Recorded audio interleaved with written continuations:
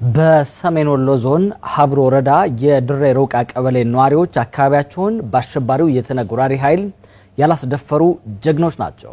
ነዋሪዎቹ በተደጋጋሚ ቀበሌያቸውን ለመውረር የመጣውን አሸባሪ ቡድን አሳፍረው በመመለስ ታሪክ ሰርተዋል።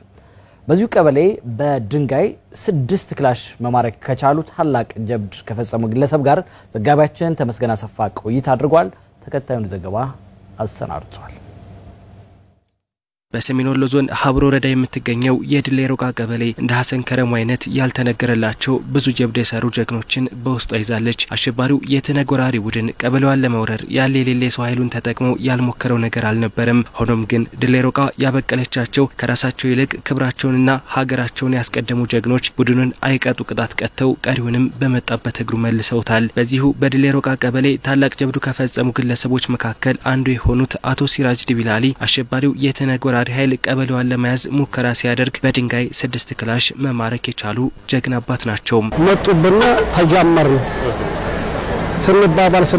ስንባባል በኋላ ገፍትረው ገቡ ጊዜና መቼም ጀጃፍ አይለቀቅም።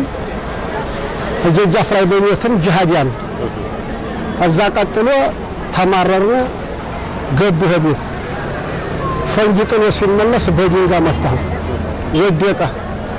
ቀጥሎ ደግሞ መጥተው 5 ሆነው ሲያነሱ በቦምብ መታቸው። ወደፊት በድንጋይ መታውት ወደቀ። ቀጥሎ 6ቱ ሞተ።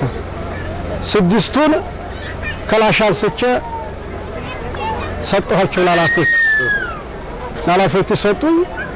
እንደገና መጨረሻ በኋላ እኛ እቺን አስታጥቀን ሐላን ሸለሙ ችጦሩ የዘጋን ጊዜን እቺ ሸለሙ እሳት ለብሰን ጠበቅናቸው አረምናቸው ጨራረስን ህንወጣት ጨራረሰና በቃ። የተነግ ተላላኪዎች ይሄን የሚባል አቅም የላቸውም የሚሉት አቶ ሲራጅ የቡድኑ አባላት ታሪክ ሊሰሩ አይችሉም፣ ጠፍተው ጠፊ ናቸው፣ እኛም እስከ መጨረሻው እንታገላቸዋለን ብለዋል። የሚጠጡት አሽሻለ መሰል ያን ብቻ ነው ያበረረ የሚዱላቸው።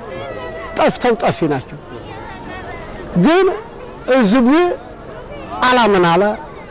አላመናለ እንጂ የደቂቅ ያህል የሚታኮሱ ማይደል ህዝቡ ቢወራቸው እጅጃቸውን የሚይዛቸው ቀደር ተታግለው ሐለጋም ይዙና አገር የሚያገኙ አይደል።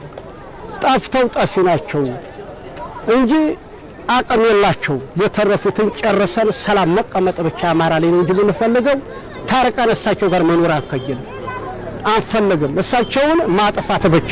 የድሬ ሮቃ ቀበሌ ጀግኖች አካባቢያቸውን በወራሪው የተነግ ቡድን ያላስደፈሩ ሲሆን ከዚህ በኋላ ድላችን በድሬ ሮቃ ብቻ አይቆምም ብለዋል። በእኛ አላስገባናቸው ሀይቀጅም ሴቶቻችንን ማልተነኩ እኛም ማልተነካነ ሀጦር መሐከል ደግሞ ገብቶ ቢሞት ግንባር ስላገሩ ብሎ ሞተውብናል።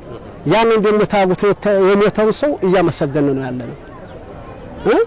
ሰራዊቱ ጋር አብሮ ተጠምዶ ነው ሞት የያዘው። ሚስቶቻቸውን ማልተነኩ ይሄው ይዘን ተቀመጠናል። አሁን መኪናን በፈለገው መጥቶ ቢገባ በይችላል። በተቀረ ይሄ ሀብሮ ወረዳ ገትሮ ይዟል። አላስነካን ልጆቻችንን አላስነካን እኛም ማልተነካነ። ቢሞት የምህጦር ገብቶ ቢሞት ሰውየው ደግሞ ጂሃዲያ ነው። ድሬ ሮቃ ብቻ አይደለም ለተቀጣይ መህር ነው። አሁንም ይሄው ሀዛ ተነስቼ ነው አሁን ከተክሱ መሐከል ተነስቼ ነው ያገኛችሁ። የውስጥ ባንዳዎች ሀገር ለማፈራረስ ቢደክሙም ኢትዮጵያ ብዙ ጀግኖች አሏትና መቼም አትደፈርም የሚሉት 6 ክላሽ በድንጋይ መማረክ የቻሉት የድሬ ሮቃው ጀግና አቶ ሲራጅ ለሀገርና ለሕዝብ እየተሰዋ ላለው የመከላከያ ሰራዊትም ምስጋና አቅርበዋል። ለአማራ ሚዲያ ኮርፖሬሽን ተመስገን አሰፋ፣ ድሬ ሮቃ።